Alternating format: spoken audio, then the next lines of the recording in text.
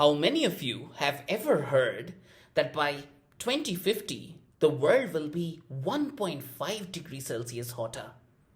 Chances are you would have heard something like this or to this effect more than once.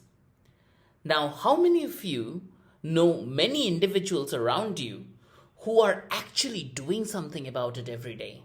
Chances are not too many. If that were to be the case, we would definitely be looking at a cooler world, wouldn't we? If you are in India during the monsoon seasons, water logging in the streets is a very common sight. In some parts of the country, the water logging in the street persists for more than a few days till finally the municipality does something about it and unclogs the drainage system or the water dries out automatically on its own. Till that time, the residents are happy to walk past and circumvent the inconvenience till someone takes care of it for them. They exhibit a passive behavior. However, in the same street, imagine a person who has a serious leakage in his plumbing system. Chances are this person will act on it much quicker, and in this case, the behavior is a lot more active. Hello everyone, my name is Gaurav Mukhopadhyay. And if you are watching this video, chances are we have something in common. Our shared passion and interest in exploring the nuances of learning. Given that the attention span of the learners around us is decreasing, have you in the recent past experienced situations where well-intentioned and well-designed learning programs do not have the adoption and interest you've expected them to have? I will be upfront. I have experienced this too. But don't worry. By the end of this video, you will have a couple of tangible tips that you can experiment with that will significantly increase the interest in your learning programs. To understand what drives people to learn, I wanted to explore a slightly bigger area. What drives people to take action? What I discovered is people take action proactively based on two key factors. How soon is the impact expected? How many people are impacted by the current situation? Now, if you plot these two factors on a 2x2 matrix, you get something like this. For the first factor on the x-axis, how many people are impacted by the current situation, you have two extreme ends. On the left-hand side, you alone are impacted by the situation. And to the extreme right, you have many people who are impacted by the current situation, and this could include a large section of the society. For the second factor on the y-axis, you have how soon is the impact expected, and here again you have two extreme ends. On the lower half of the y-axis, you have immediate impact, and on the higher extreme end of the y-axis, you have a situation where the impact is far away in future. In the first quadrant, where the impact is far away in the future, and many people are impacted by the situation, what you might experience is a low urge to act. Look at the global warming scenario, for example. We know that many people will be impacted, and the impact is expected only by 2050, and therefore the urge to act is significantly low. In the second quadrant, many people are impacted by the situation and there is an immediate impact. This is where you will experience a moderate urge to act. This is the pothole situation in the road or the waterlogged streets. You might experience passive activity. In the next quadrant, we are looking at the situation affecting me alone, but this is affecting me in the long run.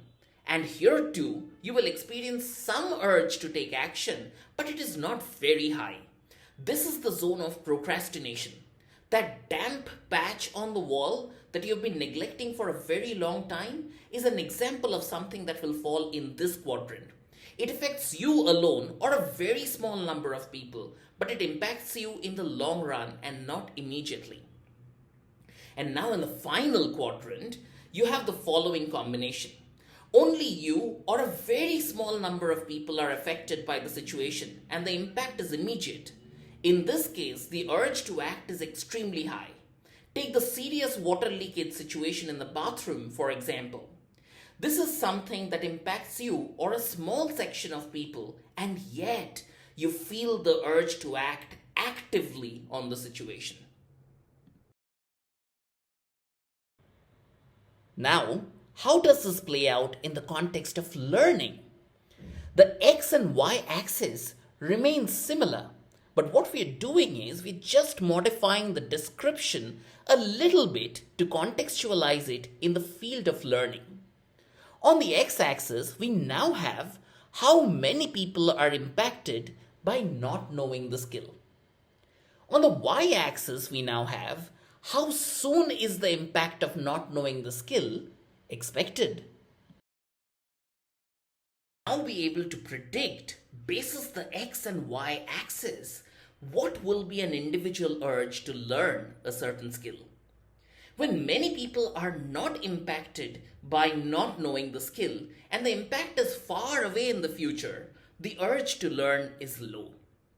When many people are impacted by not knowing the skill and the impact is immediate, the urge to learn slightly improves, but it still stays nascent and passive, and you might experience a lack of ownership in learning the skill. When only I am impacted by not knowing the skill and the impact is in the long run, I experience a slightly higher but yet moderate urge to learn the skill. But when only I am impacted by not knowing the skill and the impact is immediate, that is when my urge to learn is at its highest. While so far we have explored the urge to learn on the basis of two factors, how many people are impacted by not knowing the skill and how soon is the impact of knowing the skill expected, there is a third factor that we have, for the purposes of this video, kept as constant, and yet it plays a significant role. And the third factor is how high is the impact of knowing or not knowing the skill. Naturally, when we design role-based learning, we contextualize these with the third factor. And then the two-dimensional matrix that you see so far transforms into a three-dimensional matrix. And the third factor becomes how high is the impact basis me as an individual. What is the implication of what I'm proposing here? What should we do differently? To help you understand this better, I have two sentences for you. What you need to do is to think which of these two sentences is likely to drive an urge in you to learn if you were a leader. The first one goes like this. Change management is an important skill for all leaders, and you should learn it to lead transformation projects in the future.